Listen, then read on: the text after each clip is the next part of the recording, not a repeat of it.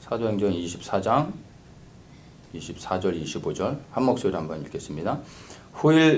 수일 후에 벨릭스가 그 안에 유대 여자 두르실라와 함께 와서 바울을 불러 그리스도 예수 믿는 노를 듣거든 바울이 의와 절자와 장차 오는 심판을 강론하니 벨릭스가 두려워하여 대답하되 시방은 가라 내가 틈이 있으면 너를 부리라 하고.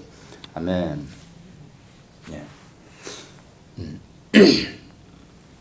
우리 기독교에서 상징적으로 이렇게 딱 보여줄 수 있는 이미지가 있다면 아마 모든 사람들이 그 심벌을 아마 십자가로 다들 얘기를 할 겁니다.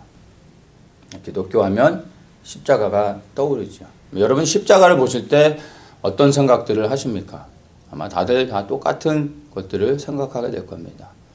우리가 올라가서 죽었어야 될 그 자리에 예수님께서 우리를 대신하여 그 십자가에서 죽으심으로 우리가 죄사함을 얻었습니다. 그래서 우리는 십자가를 볼 때마다 그리스도의 대속의 은혜를 생각합니다. 그리고 이 십자가의 은혜로 인하여 우리는 항상 감사합니다. 그래서 우리 기독교에 있어서 이 십자가는 결코 잊을 수 없는 것이 되죠. 그래서 많은 교회들이 십자가를 상징으로 이렇게 걸어둡니다. 그래서 절대 십자가는 우리 믿는 모든 그리스도인들은 잊어서는 안 되는 겁니다. 그래서 날마다 그 십자가를 생각하며 우리를 위해 죽으신 그리스도를 기억하고 그 주님께 감사해야 됩니다. 그런데 십자가를 절대 잊어서는 안 되지만 여러분 결코 이 십자가에 머물러 있어서도 안 됩니다. 십자가는 사실 끝이 아니라 새로운 삶의 시작일 뿐입니다. 이 십자가의 은혜를 결코 잊어서는 안 되지만 결단코 그 십자가의 은혜 앞에 머물러 있으면 안 된다는 것을 분명히 알아야 됩니다. 죄사함은 끝이 아니라 시작인 것입니다. 그 죄사함의 다음 단계로 우리는 반드시 나아가야 됩니다. 그것을 말해주는 것이 죄사함의 다음 단계 로마서 5장 10절에서 죄사함의 다음 단계가 무엇인지를 말해주고 있습니다. 곧 우리가 원수 되었을 때 그 아들의 죽으심으로 말미암아 하나님으로 더불어 화목되었은즉 화목된 자로서는 더욱 그의 살으심을 인하여 구원을 얻을 것이니라.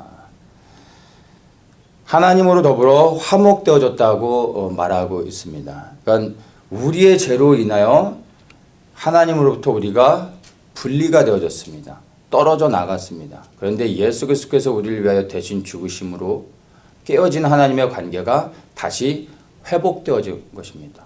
화목되어졌습니다. 근데 이 화목이 끝이 아니라 이제는 화목된 자로서 무엇을 해야 되는지를 말해주고 있습니다. 화목된 자는 그의 살으심을 인하여 구원을 얻을 것이다. 이렇게 말하고 있는데 이것을 ESV에서는 We are reconciled, shall we be saved by his life 이렇게 말합니다. 그러니까 그의 생명으로 구원을 얻는다라고 말하고 있습니다. 여기서 말하는 그의 생명은 뭡니까? 예수님께서 죽으셨다면 그리고 부활하시지 못하셨다면 여기서는 죽은 자에겐 생명이 없는 것이죠. 여기서 말하는 그의 생명은 죽으셨지만 3일 만에 다시 부활하신 그 부활의 생명을 말하는 것입니다. 그래서 하나님과 화목된 우리, 즉 예수 그리스도의 십자가의 은혜를 통해 구속의 은혜를 죄사함을 받은 우리들은요. 그 다음 단계로 이제 예수 그리스도 안에 있는 부활의 생명을 가져야 된다는 것입니다. 이 부활의 생명을 갖는 것이 그것이 곧 구원을 얻는 것이고 죄사함의 다음 단계로 나아가는 것을 우리에게 말해주고 있는 것입니다. 그래서 십자가는 구원의 완성이 아니라 바로 구원의 완성을 향해 새로운 출발이라는 것을 우리가 이해를 해야 됩니다. 현재 우리가 받은 구원은 우리가 흔히 말하는 저 천국에 들어가는 그 구원이 아니라 그 천국에 들어가는 구원을 향한 첫 시작인 것입니다. 천국에 들어가는 구원은 우리를 위하여 죽으시고 부활하신 예수 그리스도를 위해 살아가게 될 때, 그럴 때 그 결과로서 우리가 받는 구원, 즉 천국에 들어가게 된다는 것을 우리가 생각할 수 있어야 되는 것입니다. 그러니까 주를 위하여 살기 위해서는 죄사함을 받은 우리가 이제 예수 그리스도를 위하여 살아야 되는데, 주를 위해 살기 위해서는 예수 그리스도의 부활의 생명이 우리 안에 있어야 됩니다. 이 부활의 생명을 가진 자들이 예수 그리스도를 위하여 이 땅 가운데서 살아갈 수 있고, 그렇게 살아가고 우리 인생이 끝나는 날 그 열매로서 우리가 구원을 얻게 되는 것을 여러분 이해하시고, 그것들을 위해 이제 죄사함의 구원을 받은 우리 모두가 부활의 생명을 가지고 주님을 위해 살아갈 수 있어야 됩니다. 근데 이 부활의 생명을 가져야 되는데, 이 부활의 생명을 갖는 것을 우리가 좀 구체적으로 볼 수 있어야 됩니다. 그분의 생명을 갖기 위해선 우리가 어떻게 해야 되겠습니까? 로마서 6장 5절에서 이렇게 말해줍니다. 만일 우리가 그의 죽으심을 본받아 연합한 자가 되었으면 또한 그의 부활을 본받아 연합한 자가 되리라 말하고 있습니다. 두 가지의 연합을 말해줍니다. 그리스도의 죽으심, 장사되심과 연합하는 것이고, 그의 부활과 연합해야 된다라고 말하고 있습니다. 많은 그리스도인들이 그리스도와의 연합을 합니다. 그런데 첫 번째 연합에 머물러 있는 경우가 많습니다. 그리스도와 함께 장사되어지는 것, 함께 죽는 것에 연합되어집니다. 그리스도와 함께 죽음으로 인하여 우리가 죄사함을 받는 것입니다. 그런데 그리스도와의 연합은 여기서 끝나지 않고 반드시 그리스도의 부활에 우리가 연합해야 됩니다. 근데 이 부활에 연합하는 데까지 나아가지 않고 첫 번째 연합에 머물러 있는 경우가 많다는 것을 우리가 생각할 수 있어야 됩니다. 원래는 우리가 그리스도의 죽으심과 함께 연합되어질 수 있는 이유가요, 바로 그리스도의 부활을 소망하기 때문이에요. 예수 그리스도의 부활을 믿기 때문에 우리가 기꺼이 그리스도와 함께 죽을 수 있는 것입니다. 그래서 사실은 두 번째 연합을 소망하고 믿기 때문에 첫 번째 그리스도의 죽으심과 함께 연합할 수 있는 겁니다. 그런데 안타깝게 많은 사람들이 그리스도의 죽으심과는 연합하지만, 그래서 그 죄사함의 은혜는 누리고 있지만 그리스도의 부활과 연합하지 않고 있다는 것입니다. 그리스도와의 그 부활에 연합한다라는 것은 다른 것이 아닙니다. 그것은 부활하신 예수 그리스도가 우리 안에서 주인이 돼서 사시는 것을 말하는 것입니다. 그게 고린도서 5장에서 말해주고 있는 것이죠. 우리는 우리를 위해 죽으신 예수 그리스도, 그래서 우리를 위해 죽으셨지만 다시 사신 그리스도를 위하여 우리가 생명 들여 살아야 되는 것입니다. 이것이 우리를 구원하신 주님의 뜻임을 우리가 분별하여 알 수 있어야 됩니다. 부활하신 주님을 위해서 우리가 살아야 되는데, 그분을 위해서 살지 않으면 죄사함을 받았다 할지라도 그 죄사함을 받고 자유를 얻어, 죄와 사망의 권세부터 자유를 얻었는데, 그 자유를 우리가 가지고서 우리를 구원하신 예수 그리스도를 위해 살지 않으면은 그리스도와 온전히 연합하지 않은 것이 됩니다. 첫 번째 연합은 되어졌지만 두 번째 연합이 되어지지 않은 것입니다. 이 두 번째 연합이 없으면 우리가 죄사함을 받았음에도 불구하고 부활의 생명을 갖지 못해 영원한 그 생명을 가지고 천국에 들어가지 못하게 되는 것을 우리가 생각할 수 있어야 됩니다. 요한복음 우리가 너무나 잘 아는 말씀이죠. 요한복음 15장에 보면 포도나무의 비유가 나오죠. 여기에서 그리스도와 연합이 무엇인지를 잘 설명해 줍니다. 15장 4절에 보면 내 안에 거하라 나도 너희 안에 거하리라. 가지가 포도나무에 붙어 있지 아니하면 절로 과실을 맺을 수 없음 같이 너희도 내 안에 있지 아니하면 그러하리라. 나는 포도나무요 너희는 가지니 저가 내 안에 내가 저 안에 있으면 이 사람은 과실을 많이 맺나니 나를 떠나서는 너희가 아무것도 할 수 없습니다. 사람이 내 안에 거하지 아니하면 가지처럼 밖에 버리고 말라지나니 사람들이 이것을 모아다가 불에 던져 사르느니라. 우리는 흔히 이 요한복음 15장의 포도나무의 비유를 이렇게 보면은 이 말씀을 우리 열매 맺는 삶 이런 것에 초점을 맞추기도 합니다. 이것도 맞기도 한데 이 포도나무의 비유의 본질은요, 열매를 맺으라는 것이 아닙니다. 포도나무에 가지가 온전히 붙어 있어야 된다는 것을 말하고 있습니다. 포도나무는 예수 그리스도입니다. 그 예수 그리스도, 참 생명을 가진 예수 그리스도 안에 가지가 온전히 붙어 있으면 여러분 열매는 저절로 나오는 것입니다.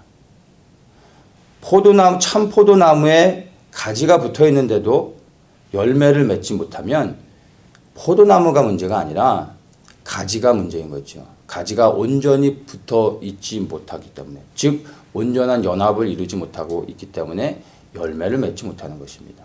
그래서 열매 맺지 못하는 가지를 잘라버릴 수밖에 없게 되는 것이죠. 그리스도와의 온전한 연합을 이룬다면 열매는 반드시 맺혀지게 됩니다. 노력해서 되는 것이 아니라 그리스도와의 온전한 연합이 열매를 만들어내게 되는 것입니다. 그래서 그리스도와의 연합을 말해주고 있는 것입니다. 이 그리스도와의 온전한 연합을 통해 부활의 생명을 갖게 되는 것이고, 또 이 연합을 통해 부활의 생명을 가지도록 노력해야 되는 것입니다. 그래서 열매 맺기 위해 노력하는 게 아니라 바로 그리스도와의 연합을 위해 노력해야 되는 것입니다. 그래서 이 부활의 생명은 어떤 우리가 신앙 고백이나 헌신과 결단, 그리고 우리의 수고와 어떤 사역으로 인해서 부활의 생명을 가질 수 있는 것이 아니라 단순하게 그리스도와의 온전한 연합을 통해 생명을 가질 수 있게 되는 것을 여러분 생각할 수 있어야 됩니다. 그래서 연합을 통해 그리스도와의 첫 번째뿐만이 아니라 두 번째 죽으심과 그리고 부활과의 연합을 통해 예수 그리스도의 생명을 가지고 그 부활의 생명으로 주님을 섬기는 자리로 갈 수 있기를 예수님의 이름으로 축복합니다. 우리가 이 부활을 또 다른 관점으로 우리가 볼 수 있어야 됩니다. 우리는 흔히 이제 부활하면은 생명을 얻는 것, 그리고 구원을 받는 것, 천국에 들어가는 것, 이렇게 이제 생각을 하는데, 사실 부활은 그것뿐만이 아니라 또 다른 사이드가 있다는 것을 우리가 생각할 수 있어야 됩니다. 의인의 부활뿐만이 아니라 성경에서는 악인의 부활도 있다고 우리에게 말해주고 있습니다. 오늘 우리가 보는 사도행전 24장에서도요, 15절에 바울이 이런 얘기를 합니다. 저희의 기다리는 바 하나님께 향한 소망을 나도 가졌으니 곧 의인과 악인의 부활이 있으리라 합니다. 이렇게 말합니다. 부활이 의인에게만 있는 것이 아니라 여러분 악인에게도 부활이 있다라는 것을 여러분 우리는 생각해야 됩니다. 의인과 악인의 부활, 이것이 무엇을 의미합니까? 모든 사람이 마지막엔 다 같이 부활한다라는 것입니다. 이 부활의 의미가 뭐죠? 영원히 변치 않는, 영원히 사는 몸을 이야기하는 것입니다. 영과 혼과 육의 부활을 통해 이 부활의 몸을 입으면요, 다시는 변치 않습니다. 다시는 사라지지 않고요, 영원히 사는 것입니다. 그것이 부활입니다.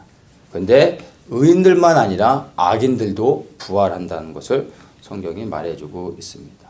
그러니까 하나님을 믿어 천국에 간 의인들도 부활의 생명을 가지고 영원히 살아가지만, 하나님을 믿지 않고 이 땅에서 하나님을 대적하며 불순종하며 살아서 지옥에 간 모든 사람들도 부활하여서 영원한 불못에 떨어져서 영원토록 그 불못 가운데서 고난을 받으며 고통하며 영원토록 살아간다는 것을 우리는 반드시 기억해야 되는 것입니다.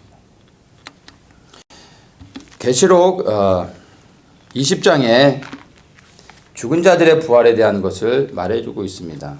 20장 12절에 보면요, 또 내가 보니 죽은 자들이 물은데 손하고 그 보좌 앞에 섰는데 책들이 펴있고 또 다른 책이 펴졌으니 곧 생명책이라 죽은 자들이 자기 행위로 따라 책들에 기록된 대로 심판을 받으니 바다가 그 가운데서 죽은 자들을 내어주고 또 사망과 음부도 그 가운데서 죽은 자들을 내어주매 각 사람이 자기 행위대로 심판을 받고 사망과 응보도 불못에 던지우니 이것은 둘째 사망 곧 불못이라 이렇게 말하고 있습니다.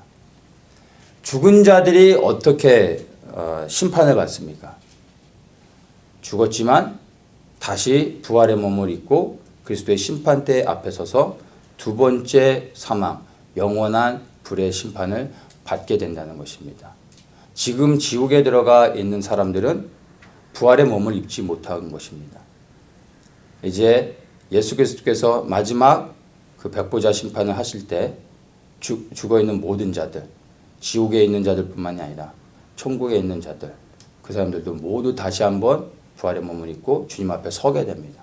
그리고 의인은 하나님과 영원토록 살게 되고 악인들, 지옥에 있는 사람들은 그 영원한 몸을 입고 이제 지옥에서 그들을 고통을 줬던 악한 영들, 사단과 더불어 영원한 불못에 떨어져서 고통을 받게 된다는 것을 우리에게 말해주고 있는 것입니다. 요한복음 5장 29절에 선한 일을 행한 자는 생명의 부활로 악한 일을 행한 자는 심판의 부활로 나오게 된다라고 이 두 가지의 부활을 분명하게 증명해주고 있습니다. 기억하십시오.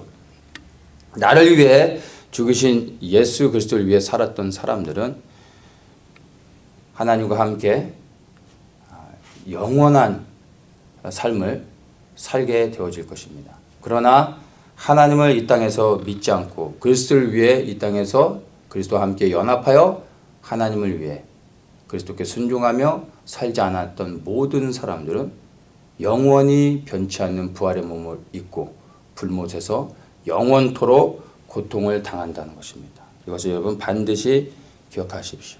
그래서 이 영원히 산다라는 것이요, 부활의 몸을 입고 영원히 산다라는 것이 천국에 들어가는 자들에게는 이게 축복이지만 여러분 지옥에 들어가는 자들, 하나님의 영원한 심판을 받는 자들에게는 이것만큼 저주가 없는 것입니다. 이 부활이 여러분들에게 저주가 아니라 축복이 되어지기를 간절히 원합니다. 구원받은 자로서 그리스도와의 온전한 연합을 이루고 그 연합 안에서 부활의 생명을 가지고 주님을 섬기지 아니하면 여러분 마지막 심판 때 심판의 그 생명을 잃어버리는 심판을 받고 여러분 심판의 부활을 통해 불못에 떨어져 고통당한다는 것을 여러분 기억하셔야 됩니다. 이 25절에 바울이 벨렉스 총독에게 서서 하나님의 말씀을 여러 가지를 가르쳐 줍니다. 그때 그가 가르쳤던 것이 의와 절제와 그리고 장차 오는 심판을 가르쳤다라고 말합니다. 여기 첫 번째 의는 일반적으로 이 의를 이해하는 것은 이 세상의 의는 정의라는 단어로 이해하면 더 좋을 것 같습니다. 그러니까 어떤 올바른 것에 대한 그 기준이 되는 어떤 가치를 말해주는 것이죠. 그래서 정의를 클리어하게 이해하기는 거는 쉽지는 않은데 이 정의를 우리가 보다 좀 구체적으로 이해할 수 있는 것이 법입니다. 정의라는 것이 있기 때문에 각 나라가 그 정의를 기초해서 나라의 법들을 만들죠. 근데 이 법은 사실은 정의는 아닙니다. 법은 이 정의를 실현하는 도구입니다. 그래서 이 법을 통해서 무엇이 정의인지를 우리가 좀 이해할 수 있게 되는 것입니다. 이 정의 또한 하나님이 주시는 하나님의 의를 통해서 세상의 정의로서 이렇게 우리에게 주어진 것입니다. 도덕과 같이 우리 모든 사람들에게 주어진 것이라 생각할 수 있습니다. 우리가 더 생각하고 초점을 맞춰야 되는 것이 하나님의 의죠. 이 하나님의 의는 어떤 도덕적 개념에서 생각하시면 안 됩니다. 이것은 어떤 그 하나님의 의라고 말할 때 그것은 우리가 분명히 볼 수 있는 어떤 기준으로서 이해하려고 해서는 안 됩니다. 이 하나님의 의는 하나님의 존재와 함께 가는 것입니다. 하나님의 존재 안에 내재되어져 있는 하나님의 성품으로서 이해를 해야 됩니다. 그러니까 어미노라는 사람을 말할 때 어미노는 1번 이런 사람이다. 2번 이렇다. 3번 이렇다라고 말하면서 어미노라는 사람에 대해서 설명할 수 있습니다. 그 설명을 통해 어미노가 어떤 사람인지 우리가 좀 이해할 수 있습니다. 그런데 그 설명 자체가 어미노를 대변해 주는 것은 아닙니다. 설명을 통해 조금 이해할 수 있을 뿐입니다. 그래서 하나님의 의를 우리가 온전히 이해해서 그것을 정의 내리고 어떤 설명서를 만들어낸다는 것은 사실은 불가능합니다. 하나님의 성품으로서 우리가 이해하는 것으로 좀 설명할 수 있습니다. 이 하나님의 의를 우리가 그나마 조금 알 수 있는 것이 바로 율법입니다. 율법이 하나님이 우리에게 율법을 주셨는데 그 율법이 하나님의 의가 어느 기준인지 그리고 어떤 것인지를 조금이나마 알 수 있도록 우리에게 주어주신 것입니다. 율법을 지킬 수 있는 사람은 아무도 없죠. 그것은 하나님의 의가 얼마나 높은 기준인지를 조금이나마 우리가 알 수 있는 것입니다. 그래서 이 말씀을 통해서 결국엔 우리가 하나님의 의가 무엇인지를 알아가야 됩니다. 왜냐하면 이 하나님의 의가 무엇인지를 알아갈 때 우리가 이 땅에서 그리스도인으로서 살아갈 때 어떤 그 삶의 기준, 무엇이 옳은지 무엇이 그른 것인지 그리고 무엇이 선한 것이고 무엇이 악한 것인지를 이 하나님의 말씀을 통해 하나님의 의를 알아가는 것입니다. 그리고 그것을 기준으로 삼고 우리가 말씀에 순종하면서 하나님의 의의 기준에 맞춰 살아갈 수 있도록 노력해야 되는 것입니다. 동성애 같은 것이 하나의 예가 될 수 있습니다. 세상의 법에서는 이제 동성애는 합법화되어져서 모든 나라에서 허용되어지고 있습니다. 그러나 우리가 성경을 통해서 하나님이 무엇이 옳은 것인지 아닌 것인지를 분별해 볼 수 있어야 됩니다. 세상에서는 다 허용한다 할지라도 하나님의 말씀에서는 그 동성애를 죄라고 분명하게 말해주고 있습니다. 이것이 성경을 통해 하나님이 우리에게 하나님의 의가 무엇인지를 보여주고 있는 것입니다. 말씀을 통해 하나님이 무엇을 옳다, 무엇이 참되다, 무엇이 거짓되다, 무엇이 선하고 무엇이 악한 것인지를 말해주는 것을 우리가 알아가야 됩니다. 그리고 이 하나님의 기준에 모든 것을 우리가 그 기준에 맞춰서 보고 그리고 그 기준에 따라 우리가 순종하며 살아가야 되는 것입니다. 세상이 다 옳다고 말해도 하나님의 기준에 하나님의 의에 도달하지 못하면 그것은 악한 것입니다. 그리고 우리는 세상의 법이 아닌 하나님의 법에 순종하며 살아가야 됩니다. 그래서 이 하나님의 의를 알기 위해서는 하나님의 말씀을 우리가 묵상하고 또 성령께서 이 말씀을 통해 우리에게 옳고 그름을 깨닫게 하실 수 있도록 우리가 기도하면서 나아가야 됩니다. 이러한 하나님의 의가 무엇인지를 벨렉스 총독에게 바울이 가르쳐 준 것입니다. 그리고 두 번째가 절제입니다. 이 절제는 우리 그리스도인들의 삶 속에서 많은 경우 제외되는 경우가 있습니다. 근데 이 절제는요, 우리 모든 그리스도인들이 소망하는 영적인 성장을 위해서 반드시 필요한 것입니다. 영적인 성장을 위해서 깊은 단계로 나아가기 위해서는요, 이 절제라는 덕목은 반드시 필요합니다. 근데 이 절제는 육체적인 훈련을 통해서 되어지는 것입니다. 그래서 영적인 것을 사모하는 사람들이 볼 때 육적인 훈련들을 등한시하는 경우가 있는데 사실 영적으로 깊어지기 위해서는 육체의 훈련이 같이 병행되어져야 됩니다. 그 육체 훈련 중에 하나가 절제라는 것입니다. 왜냐하면 우리는 영과 혼과 육이 연합되어져 있습니다. 그렇기 때문에 영적인 훈련만 해서 영적으로 되는 것이 아니라 혼과 육의 훈련이 같이 되어져야 온전한 영적 성장을 할 수 있는 것입니다. 쉽게 설명해서 우리가 아주 심플한 기본적인 욕구들이 우리 안에 나오는 것가 있죠. 먹는 거에 대한 욕구. 이 먹는 거에 대한 욕구를 우리가 절제할 수 있어야 됩니다.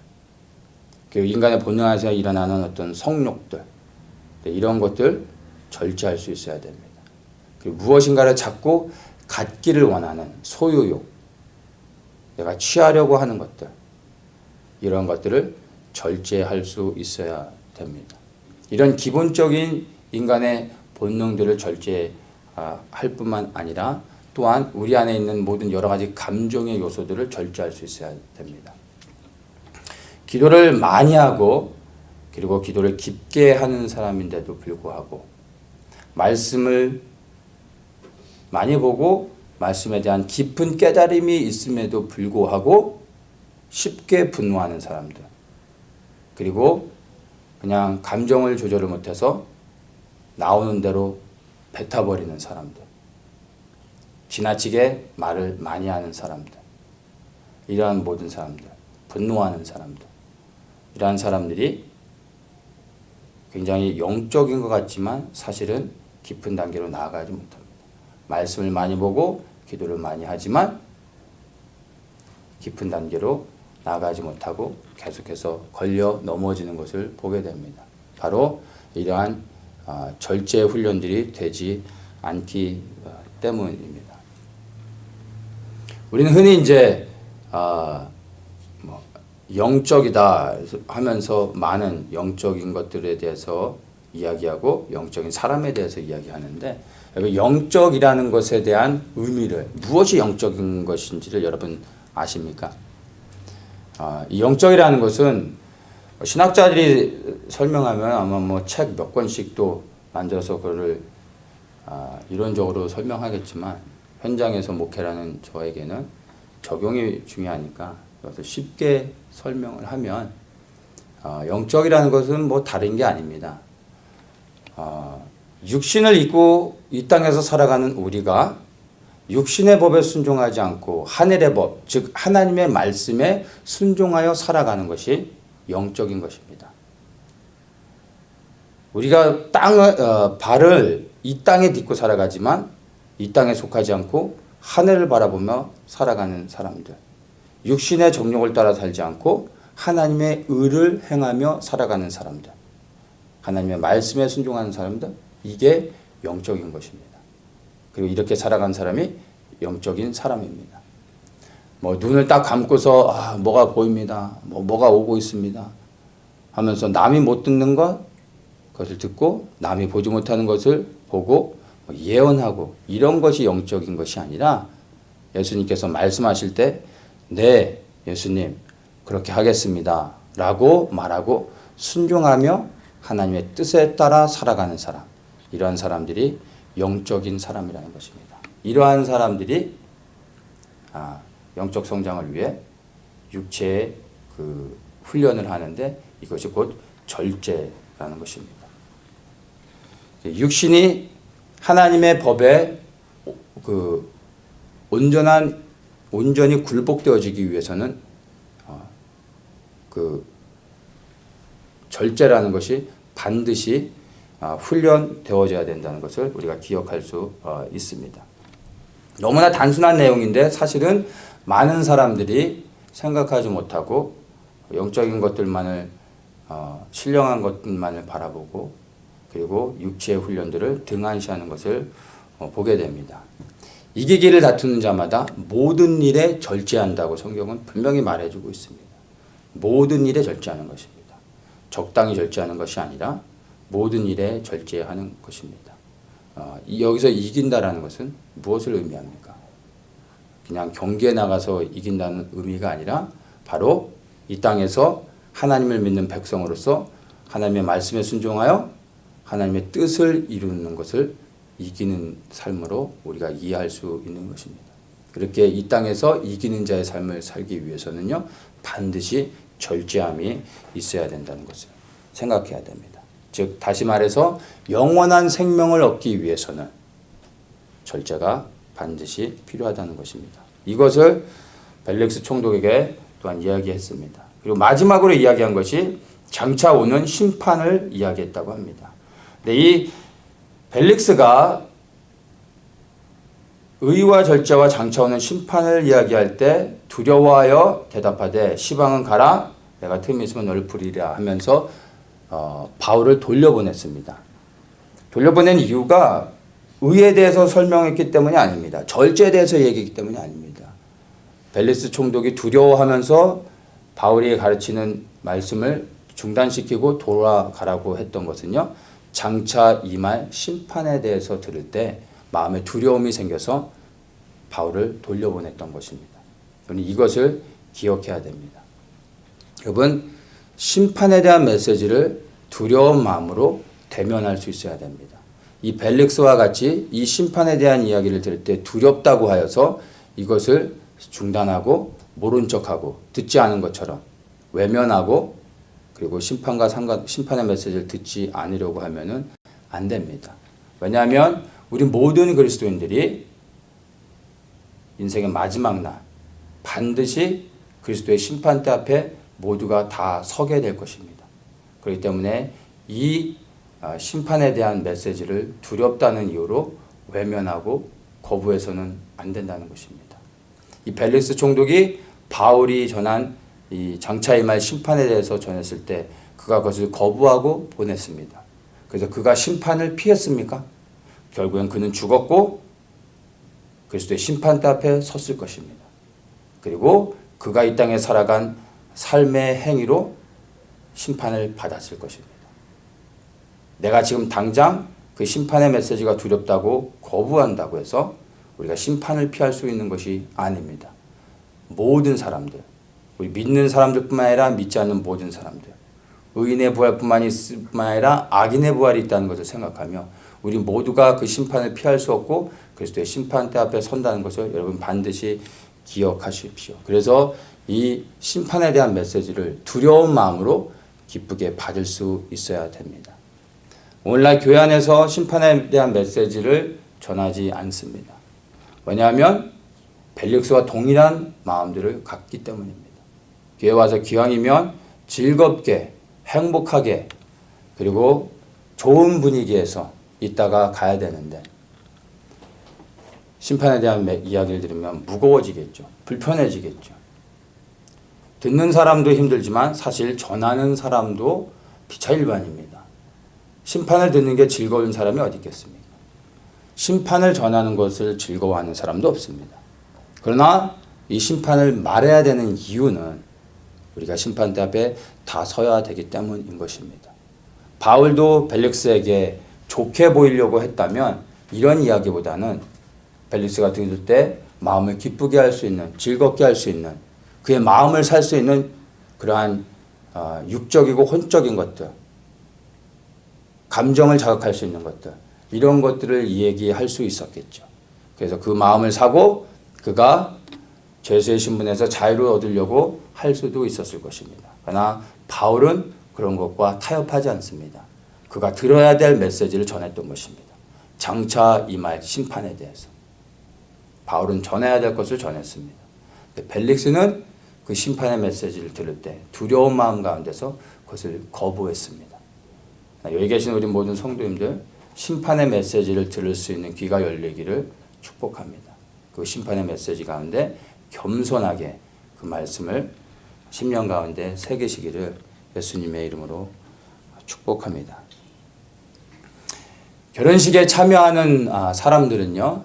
결혼식에만 참여하는 사람들, 이러한 사람들은요. 인생에 대해서 사실 진지하게 생각하지 않습니다. 대부분 이제 젊은 청년 시절에 결혼식에 많이 참여하죠. 그리고 인생을 즐거운 것으로, 익사이딩한 것으로 생각합니다.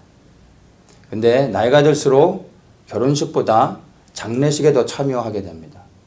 이 장례식에 참여하는 사람들은요, 장례식에 더 많이 참여하는 사람들은 인생을 진지하게 돌아보게 됩니다.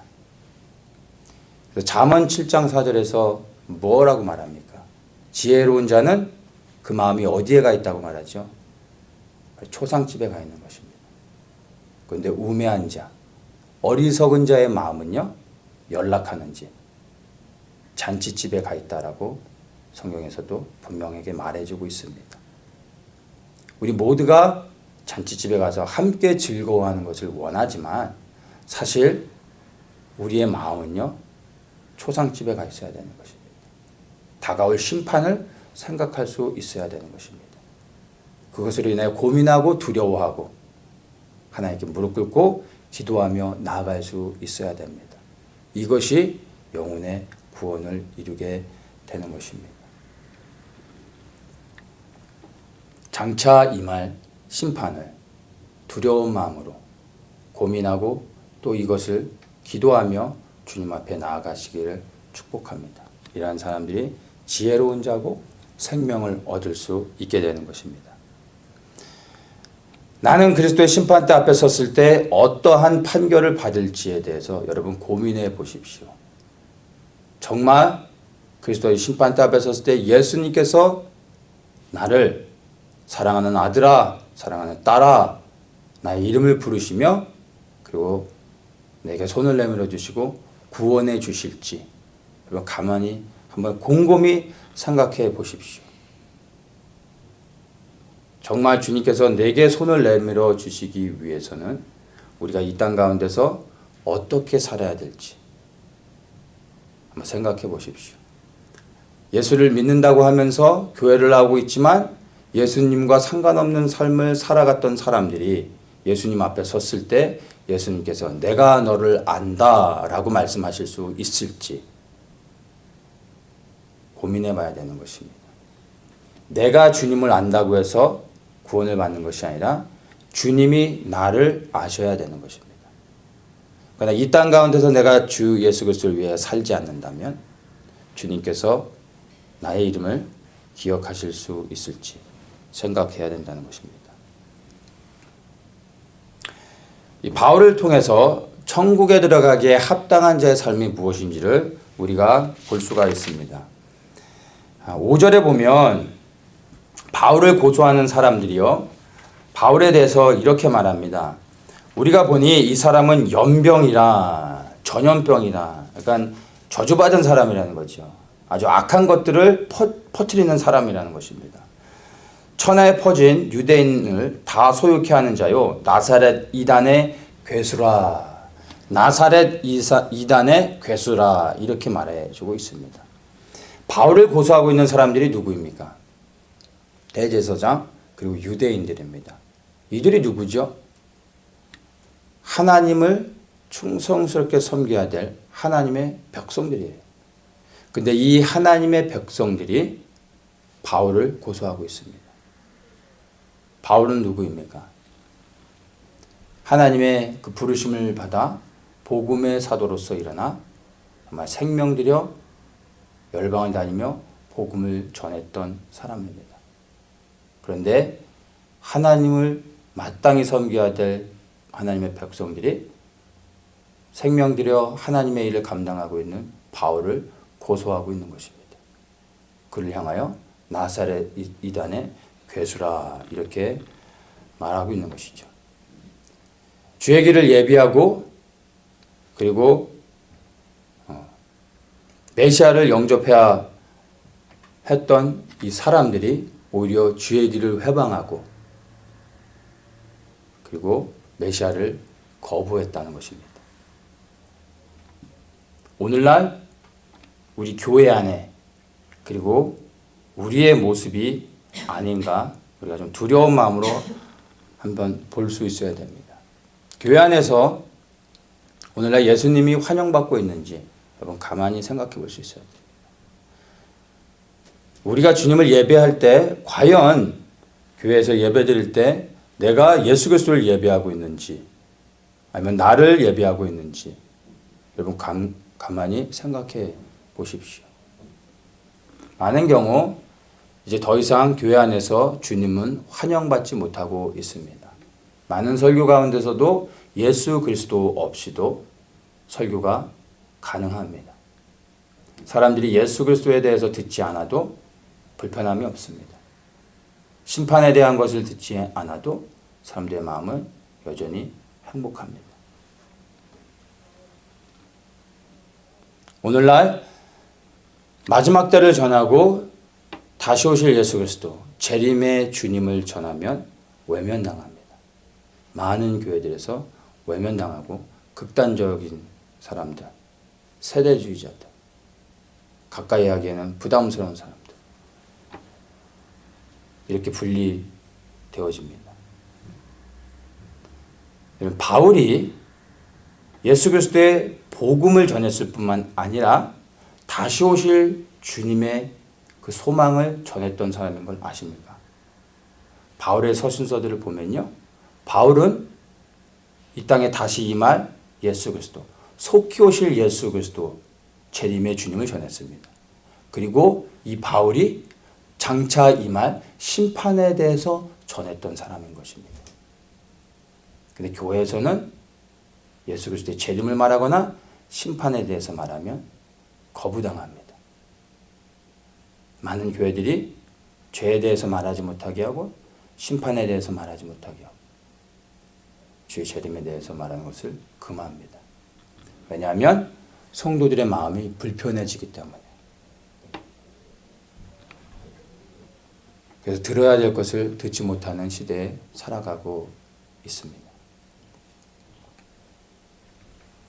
복음을 전하고 그리고 다시 오실 예수 그리스도를 전하며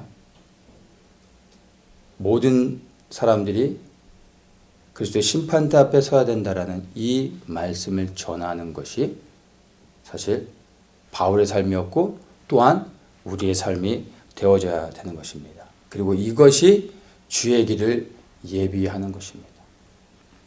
사도 바울 또한 다시 오실 예수 그리스도의 재림의 길을 예비했던 사람입니다. 복음만 전하지 않았고 다시 오실 주님과 장차 임할 심판에 대해서 단호하게 그리고 담대하게 전했던 것을 볼 수 있습니다.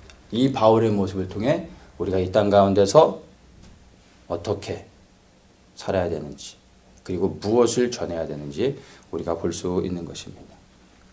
세상에서는 나사렛 이단의 괴수라라는 칭호를 받았던 그러한 판결을 받았던 이 바울이 하나님 앞에 섰을 때 어떠한 판결을 받았을까요?